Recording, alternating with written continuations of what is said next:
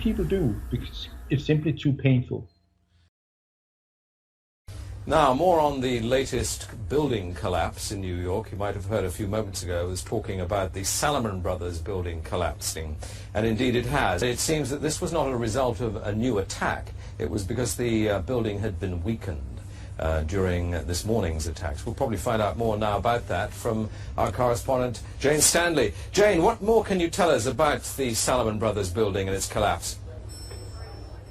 Well, only really what you already know. Details are very, very sketchy. As you can see behind me, the Trade Center appears to be still burning. We see these huge clouds of smoke and ash, and we know that behind that there's an empty piece of what was a very familiar New York skyline, a symbol of the financial prosperity of this city, but completely disappeared now, and New York is still unable to take on board what has happened to them today.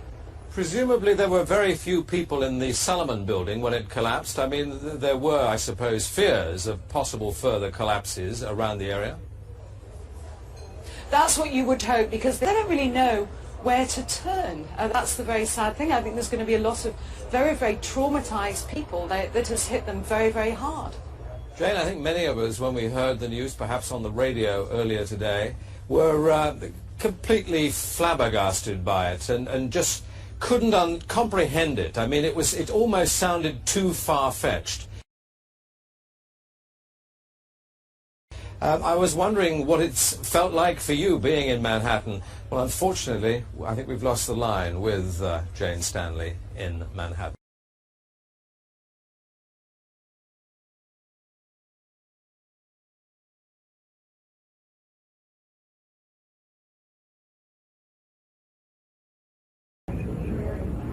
Now, here we're going to show you a videotape of the collapse itself. Describe that. Now we go to videotape, the collapse of this building.